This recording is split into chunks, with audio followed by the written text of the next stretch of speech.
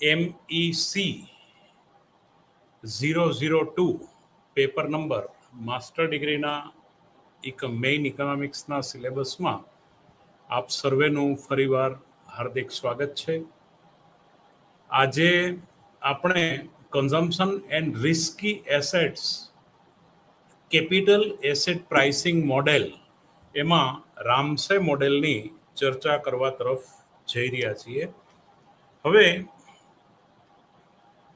કે આપણે જાણીએ છીએ કે કન્ઝમ્પશનનું જે એનાલિસિસ આપણે જે છેલ્લા 3 વ્યાખ્યાનથી આપણે જે લીધું છે એમાં અનસર્ટેનિટી તો છે જ, અચોક્કસતા છે.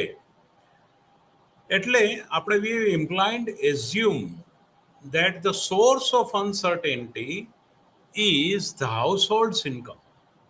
હવે ઘરગથ્થુ આવકની જે છે એ અચોક્કસતાને કારણે વપરાશની અચોક્કસતા રહે છે.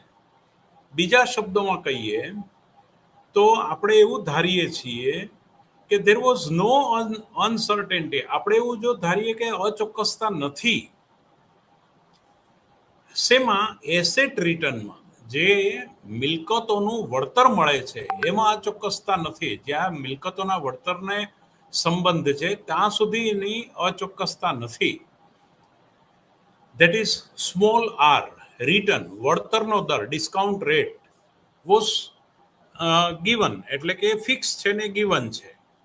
If the return to asset is non zero but the exact return is uncertain, then the optimality condition of the individual's utility maximization will include an expected return terms. તો એને આપણે યુડેશ C1 CT ટી સમયના વપરાશમાંથી મળતી યુટિલિટીનું, એટલે marginal utility, યુડેશની વાત કરીએ છીએ. That is marginal utility, એટલે partial derivative of CT with respect to at that time of income, એટલે કે એના આવકના સાપેક્ષમાં જે વપરાશ એનું જો તુષ્ટિગુણ વિધેય છે. એટલે કે એ યુડેસ એટલે માર્જિનલ યુટિલિટી ઇઝ એ, હવે એમાં આપણે સરેરાશ કિંમતમાં જવું પડે, એટલે એક્સપેક્ટેડ વેલ્યુમાં જવું પડે. એટલે expected value of 1 plus RT1 યુડેસ CT plus 1 T plus 1, એટલે હવે પછીના વર્ષની સીમાંત તુષ્ટિગુણ એને ગુણ્યા 1 પ્લસ R1, એટલે કે રિટર્ન, વળતરનો દર T+1 સમયનો, એની આખાના ગુણાકારની એક્સપેક્ટેડ વેલ્યુ બરાબર થાય એવું કંઈક સમીકરણ મળે. હવે એ ને બી બંને ઘટના જો સાથે બનતી હોય તો આપણે ગાણિતિક અપેક્ષાના નિયમ પ્રમાણે જાણીએ છીએ કે expected value of AB is expected value of A into expected value of B. જો એ બંને ઘટના સ્વતંત્ર હોય, મ્યુચ્યુઅલી એક્સક્લુઝિવ, એટલે તો પ્લસ કોવેરિયન્સ ઓફ AB, એટલે બંનેની સંયુક્ત ઘટના પ્લસ એ બંનેની વ્યક્તિગત expected value of A into expected value of B plus covariance of AB. Page number 15 પરની હું ચર્ચા કરું છું. મુખ્ય ટેક્સ્ટ બુકના 98માં પાના નંબર 98 પેજ નંબર પરની ચર્ચા છે.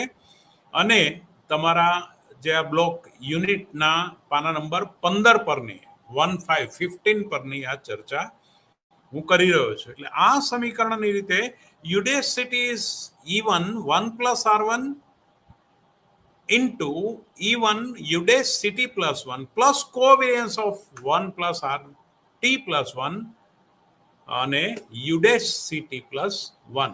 એટલે આ પ્રમાણે હવે ઇડેસ CT જો, એટલે વિદ્યાર્થી મિત્રો તમારા ટેક્સ્ટ બુક ની અંદર આ ઇક્વેશન મેં વાંચ્યું અહીંયા આપેલું છે, એની નીચે સાદુરૂપ અહીંયા. હવે expected value of U 1 plus RT plus 1 ને આપણે સૂત્રનો કરતા બનાવીએ તો પ્લસ બીજી બાજુ આવશે તો માઇનસ થઈ જશે ને ગુણાકાર એ ભાગાકારમાં જતું રહેશે. એટલે એક્સપેક્ટેડ વેલ્યુ ઓફ યુડેસ T+1 ને હું અહીંયા સૂત્રનો કરતા બનાવું છું. એટલે બાકીનું આ ગુણાકાર અને નીચે ગુણાકારવાળી ટર્મ નીચે ભાગાકારમાં આવી જશે અને પ્લસ વાળી ટર્મ માઇનસ થઈ જશે. હવે એ હું વાંચી રહ્યો છું.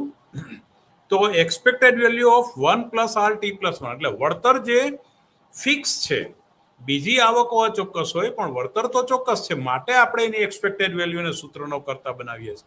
મેં આવીને ચર્ચાની શરૂઆતમાં અનસર્ટેન જે આપણે consumption and risk asset, capital asset pricing મોડેલની વાત કરીએ છીએ, માટે expected value of 1 plus r એટલે રિટર્ન ટી પ્લસ 1 ઇઝ યુડેસ સિટી એટલે ગયા વર્ષની અથવા તો ગત સમયની યુટિલિટી, માર્જિનલ યુટિલિટી કન્ઝમ્પશનમાંથી મળી એમાંથી બાદ કરો covariance of 1 plus R T plus 1 એટલે જે મિલકતના વળતરનો દર અને માર્જિનલ યુટિલિટી ઓફ કન્ઝમ્પશન, મિલકતના વળતરનો દર અને બીજી બાજુ વપરાશમાંથી મળતો તુષ્ટિગુણ, એનું બંનેનું સહવિચરણ છે એ તમે યુડેસ સિટીમાંથી બાદ કરો અને છેદમાં ET expected value of T time યુડેસ city T plus 1 સમયના કન્ઝમ્પશનમાંથી જે માર્જિનલ યુટિલિટી મળ્યો એની એક્સપેક્ટેડ વેલ્યુને તમે એના વડે ભાગો. એક તો ટી સમયનો વપરાશ માંથી મળેલી માર્જિનલ યુટિલિટી, એમાંથી બાદ વળતર, મિલકતમાંથી મળતું વળતર ટી પ્લસ 1 સમયનું ને ટી પ્લસ 1 સમયની વપરાશ, એનું સહવિચરણ, એને તમે ટી સમયના વપરાશમાંથી બાદ કરો અને એને ભાગ્યા ટી પ્લસ 1 સમયના વપરાશની સીમાંત તુષ્ટિગુણને ભાગો, એટલો તમારો 1 પ્લસ આર ટી પ્લસ 1 વધારાનું વળતર જે છે એની એક્સપેક્ટેડ વેલ્યુ થાય.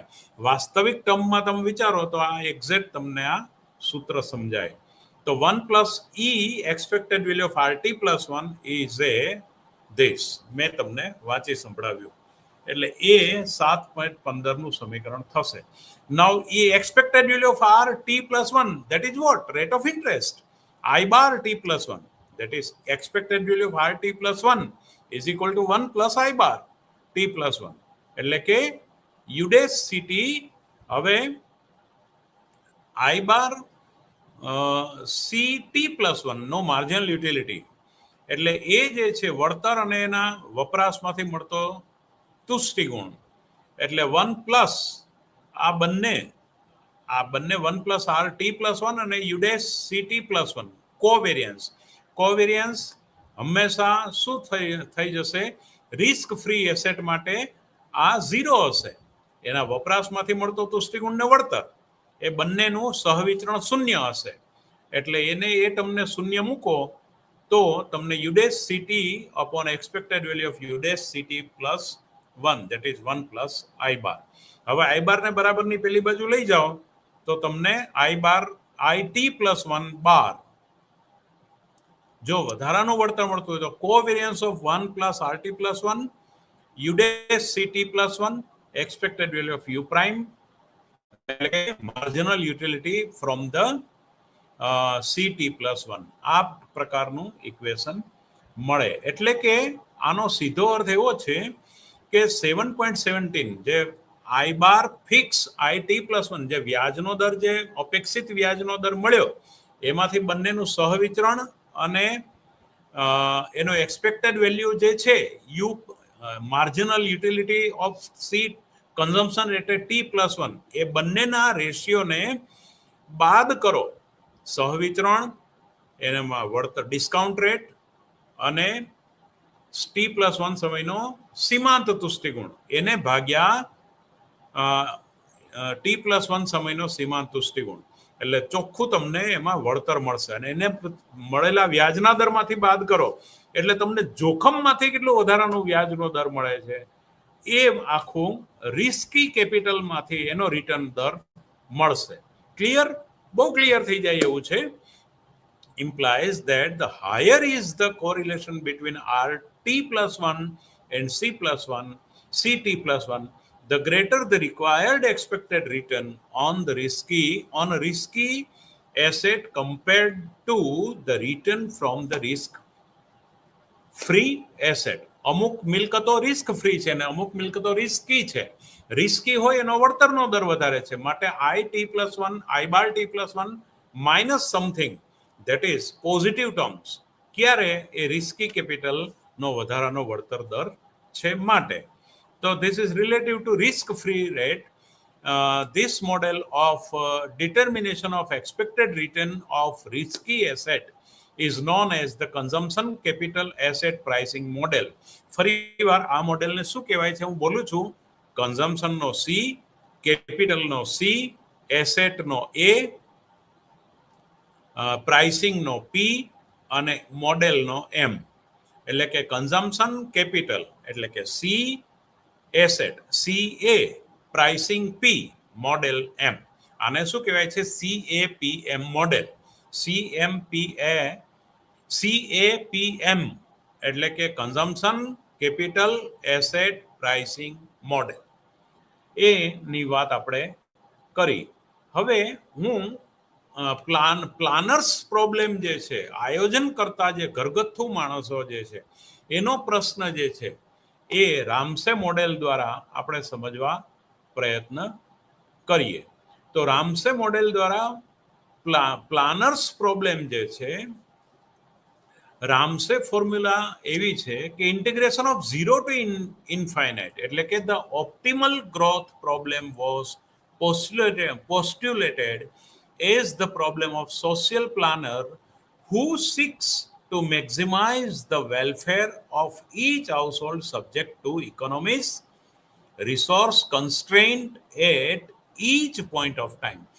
ફરીવાર આને હું એક લીટીમાં જે બોલું છું એ શબ્દો બરાબર પકડજો કે કોઈ પણ સમયના બિંદુ આગળ કોઈ પણ ઘરગથ્થુ માણસોનું યુનિટ, હાઉસહોલ્ડ એકમ, કોઈ પણ આર્થિક ઘટક, કુટુંબ, એને શું એના જે બાધકો છે એના સંદર્ભમાં, બાધકો એટલે એના જે કોન્સ્ટ્રેન્ટ, અમુક બાધકો, એના બંધનો જે છે એના સંદર્ભમાં એને પોતાનું કલ્યાણ મેક્સિમાઇઝ કરવું છે. એટલે કે ઓરિજિનલ રામસે ફોર્મ્યુલેશન, રામસેનું ઓરિજિનલ ફોર્મ્યુલેશન, કારણ કે કલ્યાણ બે પ્રકારના છે, એક સામાજિક કલ્યાણ અને બીજું ખાનગી કલ્યાણ. એટલે ખાનગી કલ્યાણ સામાજિક કલ્યાણ પર પણ આધારિત છે. ધારો કે મારે મેડિક્લેમ લેવો છે, હું પગારમાંથી ધારો કે 25,000 રૂપિયા આપવા તૈયાર છું. એનો માને ધારો કે 3 લાખનો મેડિક્લેમ કોઈ કંપની આપે છે, તો કોઈ કંપની આપે છે દેટ ઇઝ સોશિયલ વેલફેર, પણ મારે ખરીદવો છે that is my personal welfare.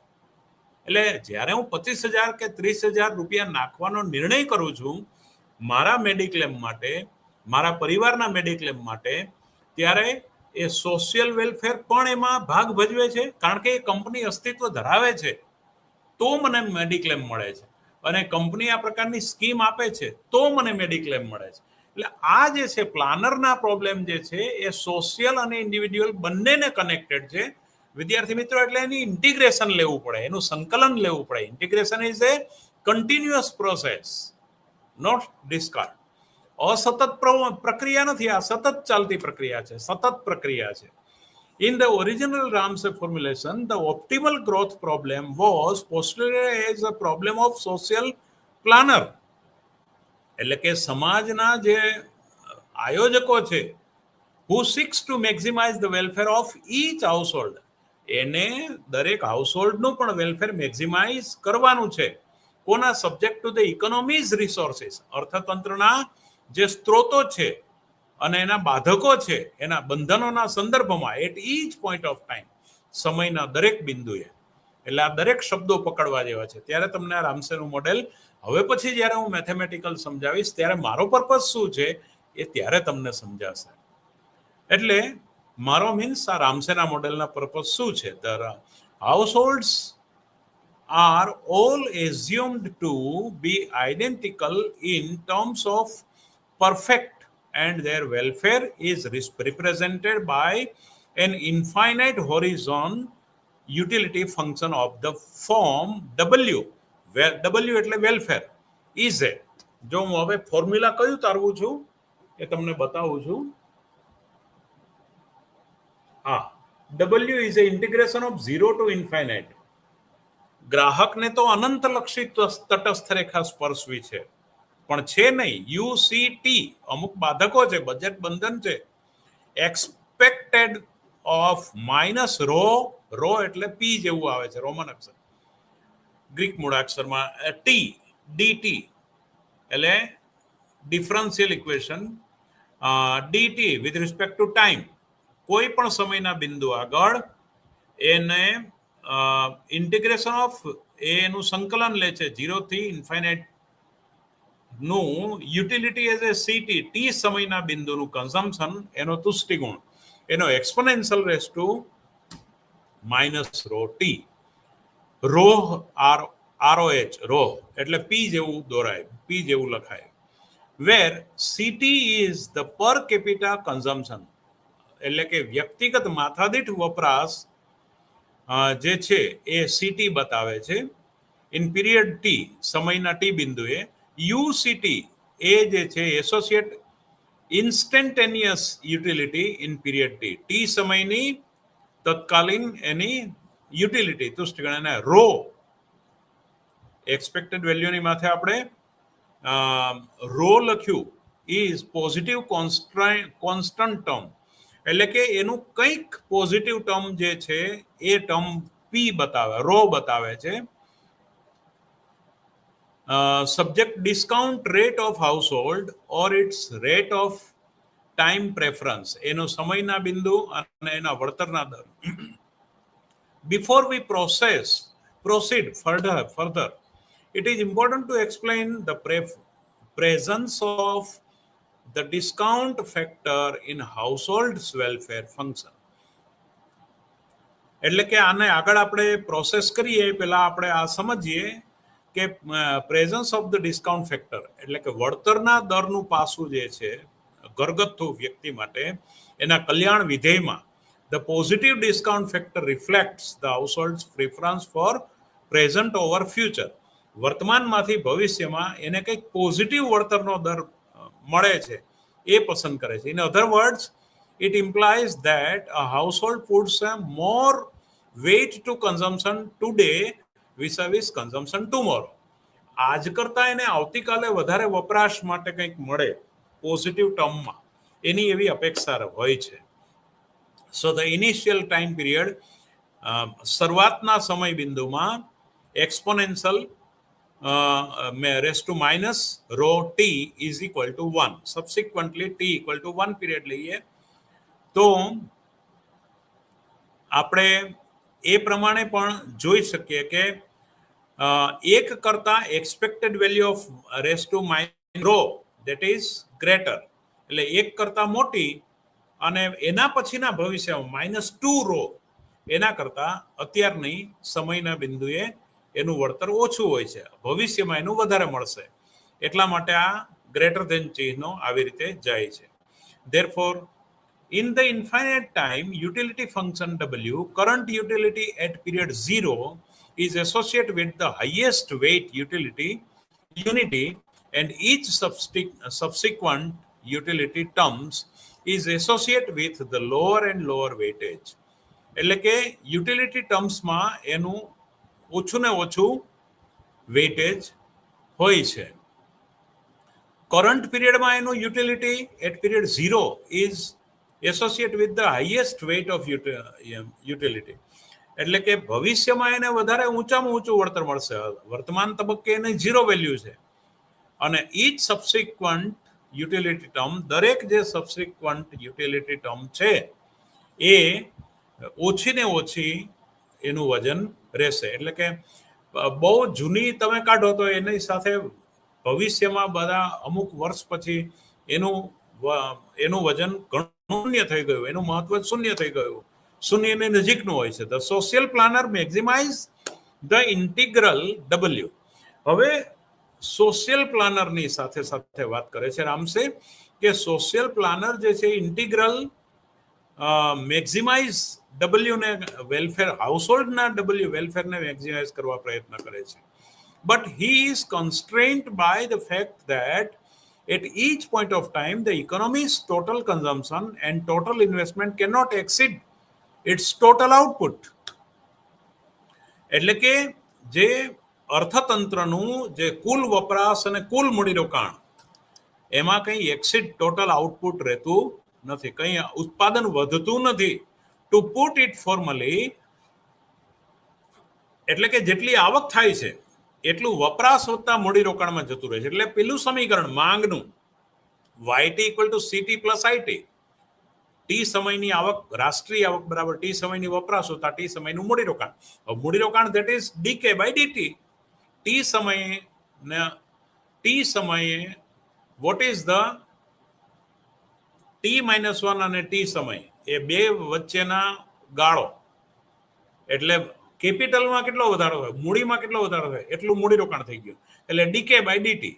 એટલે આ ડિફરન્શિયલ પેલું ઇક્વેશન જે થયું DK by DT, CT plus DK by DT that is IT, investment at T time. તો YT is a CT plus DK by DT, where CT is aggregate consumption in period T. એટલે કે T સમયમાં કુલ વપરાશ છે, CT consumption is amount of investment in period T which augments the capital stock K of economy. એટલે કે અર્થતંત્રનો જે મૂડીનો જથ્થો છે, એટલે જથ્થાની સંજ્ઞામાં વાત નથી કરી, એમાં પર લેબર કેટલું આવશે economy. And YT is total output proceed in period T.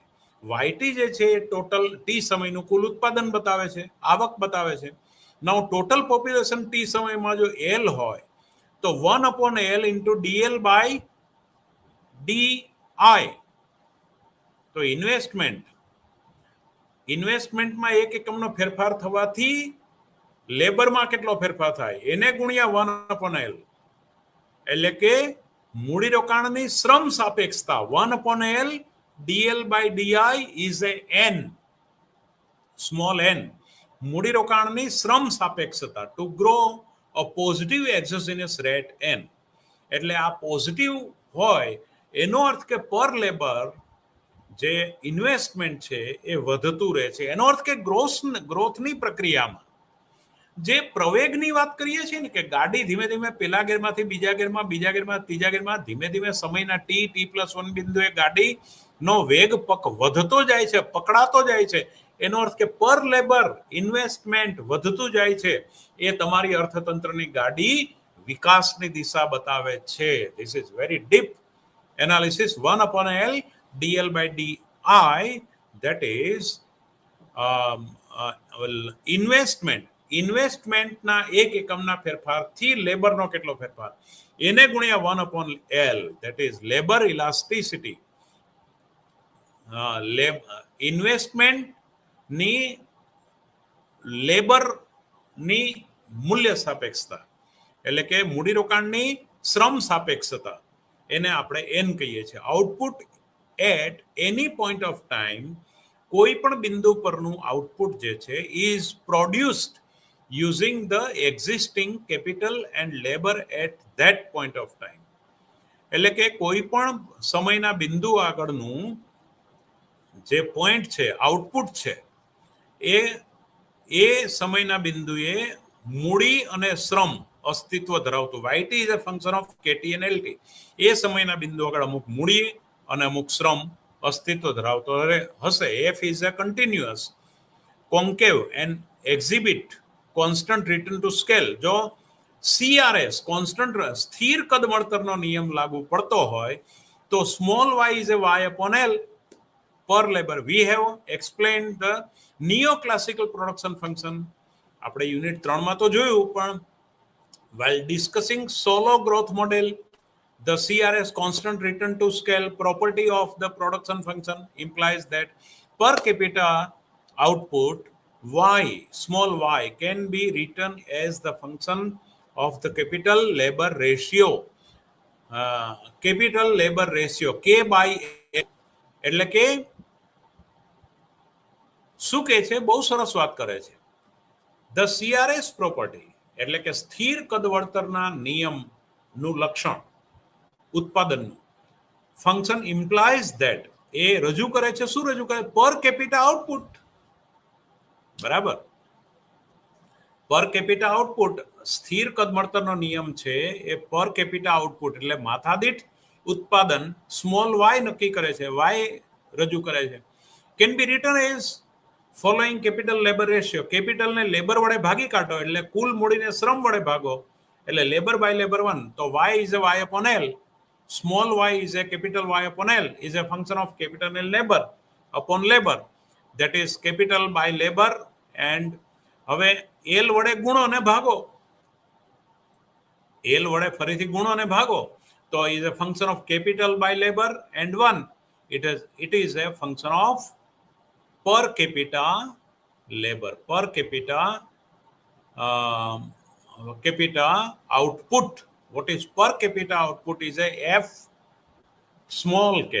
જો આખી પ્રોસેસ અહીંયા તમારી બુકમાં આપેલી જ છે, હું તમને બતાવું છું. હું આ વાંચી રહ્યો છું વિદ્યાર્થી મિત્રો. આ ફંક્શન આખું તમારી બુકમાં આપેલું છે, આ પણ આપેલું છે. એ હું વાંચીને સમજાવું છે કે small y is a capital y by l. l વડે હું ભાગું છું કારણ કે y is a function of capital and labour f k l ભાગ્યા l. હવે કેપિટલ ભાગ્યા l ભાગ્યા l એટલે 1, લેબર ભાગ્યા લેબર 1 થઈ ગયું. હવે લેબર વડે ગુણો ને ભાગો એટલે l by l.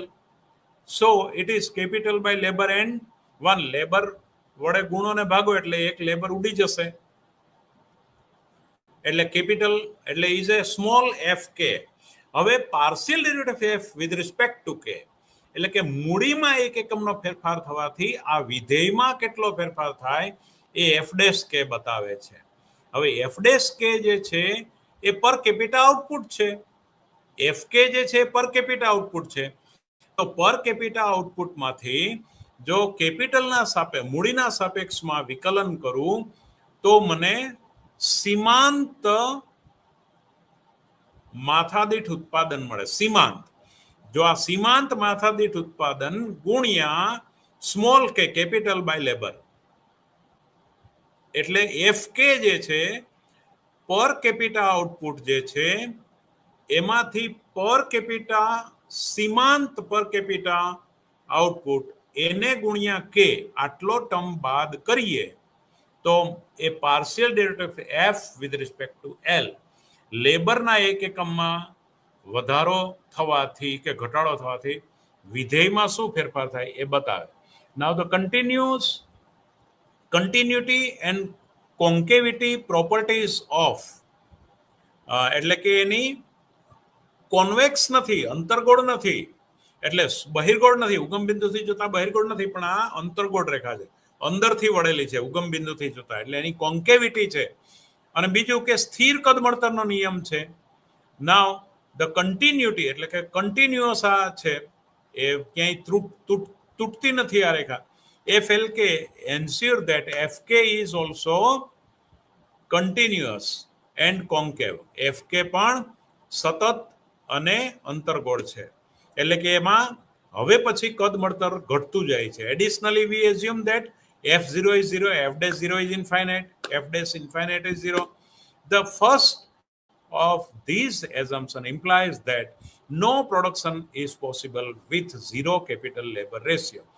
Capital labour નો 0 રેશિયોથી કોઈ પણ પ્રકારનું પ્રોડક્શન પોસિબલ થતું નથી. એટલા માટે f0 is 0, f'0 is infinite, f' infinite is 0. આ મેથેમેટિકલના નિયમ પ્રમાણે. Now the last two assumptions are known as the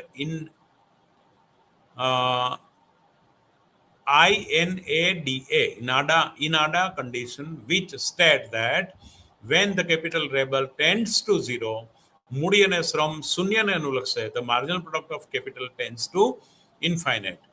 મૂડી અને શ્રમ એટલે કે એનો ગુણોત્તર, મૂડી શ્રમનો ગુણોત્તર 0 ને અનુસરે, એટલે કે 0 લેબર જેમ ઓછા થતા જાય એમ કેપિટલનું આઉટપુટ ઇન્ફાઇનાઇટ થતું જાય. High capital labor ratio implies that corresponding marginal product of capital approach 0. લેબરનું પ્રમાણ જેમ મોટું થતું જાય, કેપિટલ લેબર રેશિયો મોટો થતો જાય. એનો અર્થ એવો થયો કે corresponding marginal product of capital approach 0, એટલે કે મૂડીની સીમાંત ઉત્પાદકતા શૂન્યને અનુસરે છે.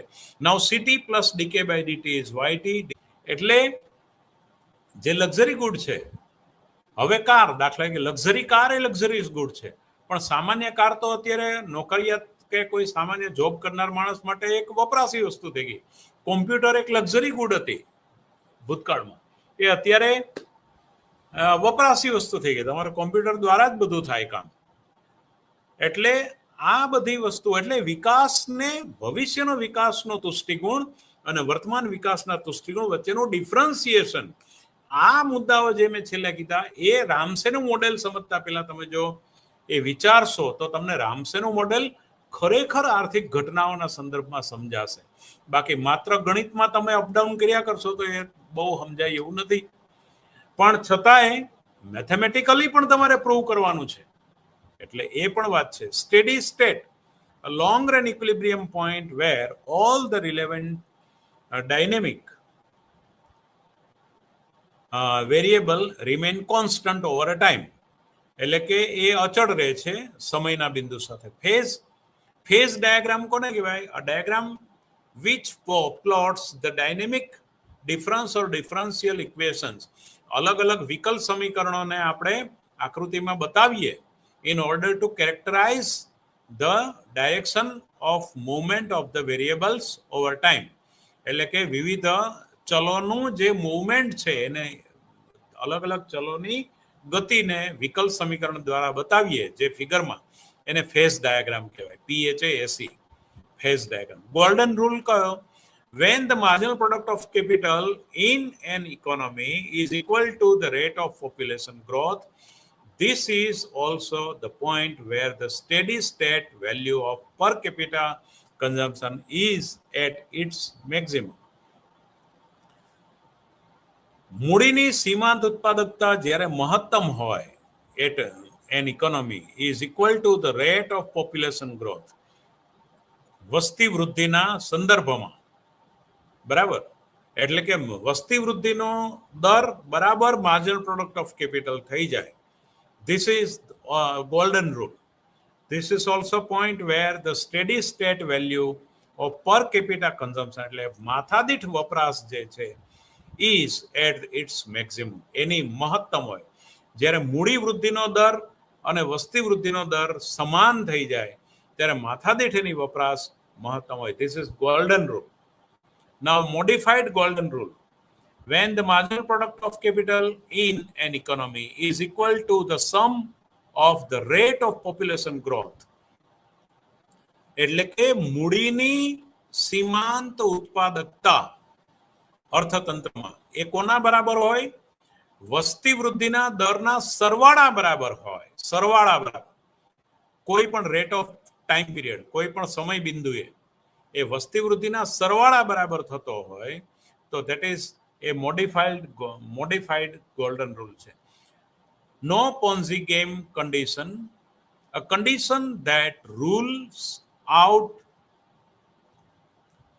the situation where an individual keeps on borrowing to meet previous debt obligations and eventually in the long run end up with negative assets. A condition that rules out of situation, પરિસ્થિતિની બહારની વાત. કોઈ પણ વ્યક્તિગત borrowing જે છે, દેવું, એ આગળના દેવાનું કારણે એના આશીર્વાદ રૂપ અને eventually in the long run ends up, લાંબા ગાળે જે પતી જવાનું હોય એ ભરપાઈ થવા વિથ નેગેટિવ એસેટ. કંઈક મૂડીને વેચો અથવા મૂડીને ઓછી કરો તો જ તમે દેવું ભરપાઈ કરી શકો. તો no Ponzi game condition, that is no Ponzi. કંઈક વેચો અને બાકીનું દેવું ભરપાઈ કરો.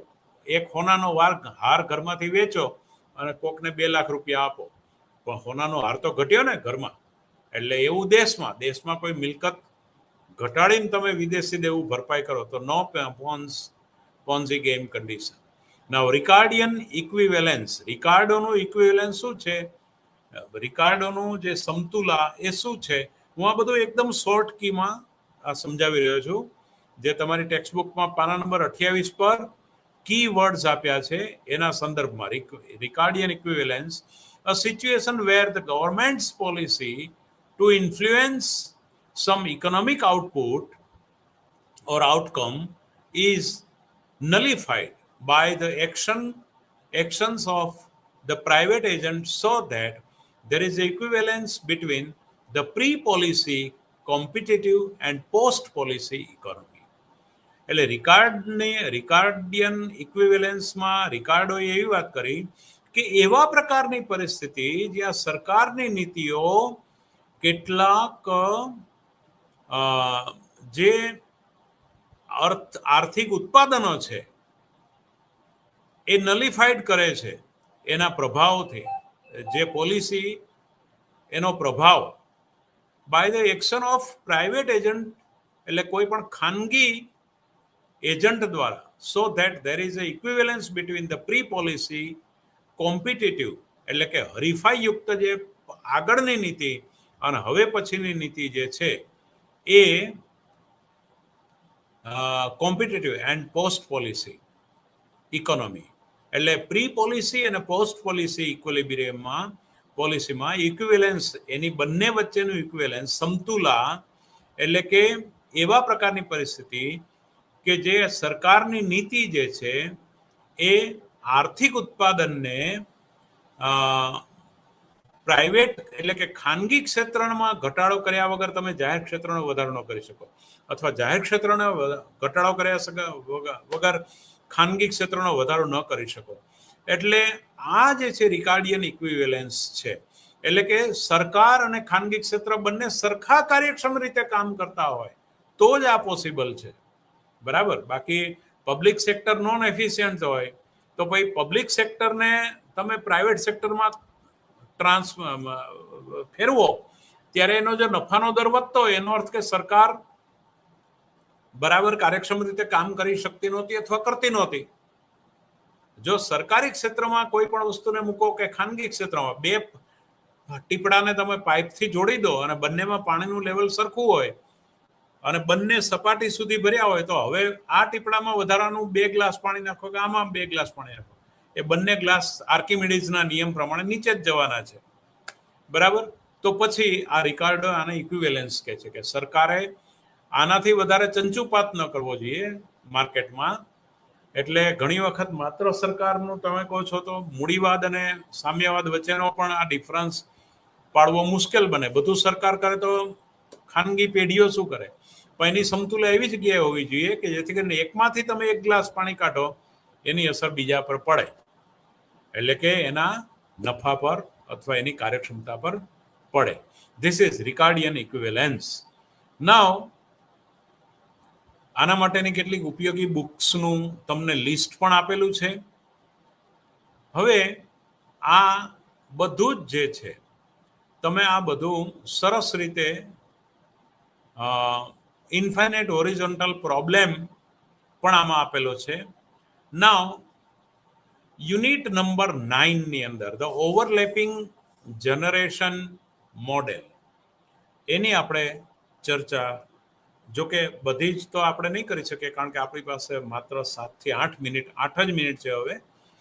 પણ આ મોડેલની અંદર યુનિટ નંબર 9, પેજ નંબર 115 અને મુખ્ય ટેક્સ્ટ બુકનો તમારો આ યુનિટ, આ બ્લોકનો પેજ નંબર 32, એના પર યુનિટ 9 થી હું નેક્સ્ટ લેક્ચરમાં ચર્ચા કરીશ. ધ ઓવરલેપિંગ જનરેશન મોડેલની આપણે વાત કરીશું, એના ઓબ્જેક્ટિવની, introduction, structure of the model, એ મોડેલનું સ્ટ્રક્ચર શું છે, dynamic inefficiency in overlapping generation model, social security, સામાજિક સુરક્ષા, એ અને એની બહુ સરસ વાત આમાં આપણે કરીશું. આપણો હેતુ શું છે? ધ સ્ટાન્ડર્ડ 2 પીરિયડ, 2 સમયના બિંદુ આગળ રેલવેના પાટા નહીં હોય એકબીજાના ઓવરલેપિંગ થતા હોય. ઓવરલેપિંગ એટલે એકબીજાને છેદે, પણ છતાંય રેલવેના પાટા એવા તો હોય કે 2 પેરેલલ ચાલતા જ હોય. એટલે સરકારી ક્ષેત્ર અને ખાનગી ક્ષેત્ર બંને પેરેલલ ચાલવા જોઈએ. તમે એકનું બીજામાં કે બીજાનું ત્રીજામાં પેલું ખોની રમત હોય ને, પાછળ રૂમાલ રાખીને બીજાને ખો આપો. હવે શિક્ષણમાં દાખલા તરીકે સરકાર ધીમે ધીમે વિડ્રો થઈ રહી છે ઉચ્ચ શિક્ષણમાંથી, તો એ રૂમાલ કોની પાછળ મૂકી રહી છે? ખાનગી ક્ષેત્ર પાછળ. સેલ્ફ ફાઇનાન્સ કોલેજો આવી રહી છે, સેલ્ફ ફાઇનાન્સ હોસ્પિટલો, સેલ્ફ મેડિકલ અને શિક્ષણ એ ખાનગી ક્ષેત્રની દિશામાં થોડુંક એનો વ્યાપ વધે છે, પણ એમાં ઓવરલેપિંગ થવાની સાથે પેરેલલ ચાલે છે government sector. The standard 2 period overlapping generation model with production, ઉત્પાદનની સાથે. નાઉ the concept of dynamic efficiency and examine whether the dynamic efficiency property holds for an overlapping generations economy. એટલે કે આ પેઢીના અર્થતંત્રમાં કન્સેપ્ટ ઓફ ડાયનેમિક એફિશિયન્સી એટલે કે જે કાર્યક્ષમતામાં બદલાવ આવે છે એનો ખ્યાલ એ શું છે. Examine whether the dynamic efficiency property holds for an overlapping generations economy. આ પેઢીના અર્થતંત્રમાં આ કોઈ પણ હોલ્ડ કરે છે, એની મિલ્ક પ્રોપર્ટી છે, એફિશિયન્સી જે છે એ કામમાં આવે છે. The role of social security system, સામાજિક સુરક્ષાની પદ્ધતિ નો રોલ, એની ભૂમિકા in the overlapping generation framework in eliminating dynamic inefficiency. જે બિનકાર્યક્ષમતા ગત્યાત્મક બિનકાર્યક્ષમતાની સાથે એ જે છે the role of social security.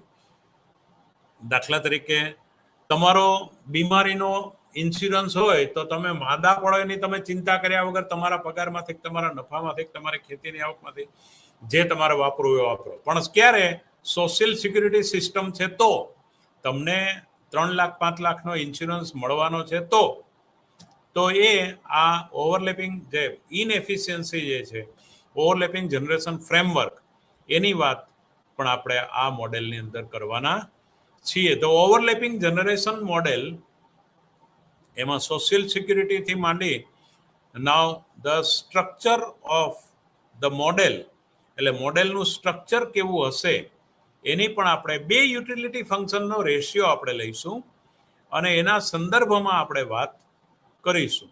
હવે આ જે બધા મોડેલો એકબીજા ઉપર આધારિત છે, એટલે આ મોડેલને સમજ્યા વગર, આગળનું મોડેલ સમજ્યા વગર તમે આ મોડેલમાં એન્ટર થઈ શકો નહીં. Now the dynamic inefficiency in overlapping generation model, એની પણ એટલે ગત્યાત્મક ચર્ચાઓ બધી આમાં કરવાની છે. એટલે વિદ્યાર્થી મિત્રો, મને લાગે છે કે જ્યારે પણ તમે મારું લેક્ચર એક વખત સાંભળો એની સાથે સાથે તમે તમારી ટેક્સ્ટબુક ડાઉનલોડ કરીને ચેપ્ટર વાંચીને પછી સાંભળો અને પછી સાંભળીને પછી વળી પાછા વાંચો, then you are get more progress, એવું મારું માનવું છે. ને એકાદ વાર થોડું અગત્યના પોઈન્ટ, અગત્યના મુદ્દાઓની નોંધ રાખો તો તમારું જાણે કે કોલેજમાં લેક્ચર ચાલતો હોય એવી જ રીતે કમ્પ્લીટ તમને ક્વોલિટી લેક્ચરની સાથે તમે આખું એની નોટ્સ કરી શકશો.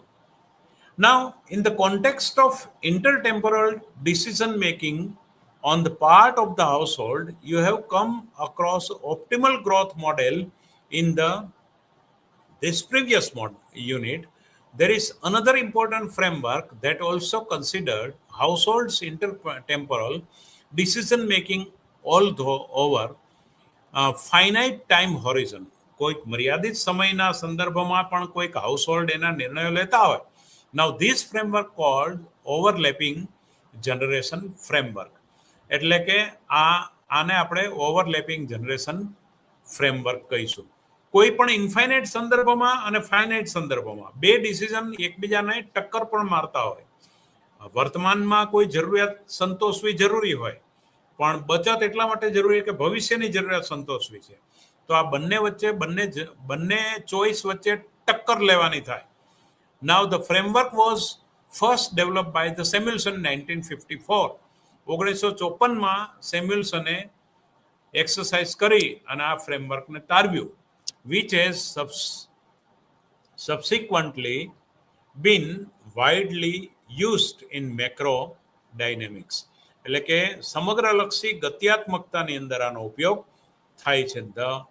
In the overlapping generation framework, individuals have a finite time horizon in the standard case a 2 period time horizon, એટલે બે સમયના બિંદુ વચ્ચેના સમયગાળા વચ્ચે એના ફ્રેમવર્કમાં આપણે ઇન્ડિવિડ્યુઅલ ફાઇનાઇટ ટાઈમ હોરિઝન, કોઈ પણ મર્યાદિત સમયના સંદર્ભમાં, but the society lives forever, સમાજ તો કાયમ, આપણે નહીં હોઈએ તોય ચાલશે અને આપણે નહોતા તોય ચાલતો હતો, આપણે તો વચ્ચેનું એલિમેન્ટ છીએ.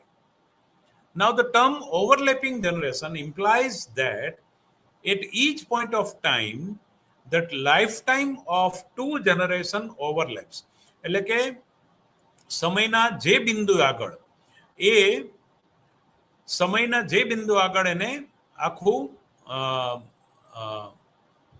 એ સ્પર્શે છે, તો આ જે છે સમયના બે બિંદુ આગળ એનું જે ઓવરલેપિંગ થાય છે બે પેઢીઓનું, એની વાત આપણે અહીંયા કરીએ. Lives exactly for 2 period, thus for a cohort of individual who are born at the beginning of period t સમયમાં જે જન્મ્યા છે, they are alive period t and they are young, and the period t+1 they are old, t+1 સમયમાં એ લોકો વૃદ્ધો થશે.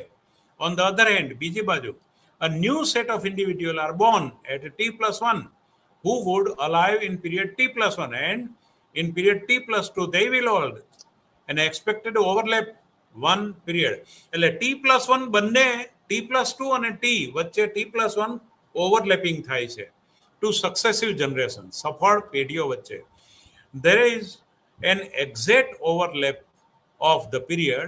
In the following discussion we shall concentrate on the 2 period overlapping generation framework. વિદ્યાર્થી મિત્રો, આવતા લેક્ચરમાં હું આ t+1 સમય કે જે t સમયની પેઢી અને t+2 સમયની પેઢી વચ્ચે ઓવરલેપ થાય છે એના વચ્ચેની આપણે ચર્ચા, ધ ઓવરલેપિંગ જનરેશન્સ મોડેલ, એની આપણે જે વાત કરવાના છીએ એ વાત હવે આપણે આવતા લેક્ચરમાં રજૂ કરીશું. વિદ્યાર્થી મિત્રો, અત્યારે હવે મારાથી બનતા પ્રયત્ન કરી અને રામસે મોડેલ અને થોડો જે મેં પૂર્વ ભૂમિકા બાંધી ઓવરલેપિંગ જનરેશન મોડેલની, જે 1954ની અંદર સેમ્યુલ્સને એની એક્સરસાઇઝ કરી, એની પૂર્વ ભૂમિકા મારી સમજણ શક્તિ પ્રમાણે મેં કરી છે. કંઈ પણ ક્ષતિ રહી ગઈ હોય તો ક્ષમ્ય ગણશો. Thank you. આભાર.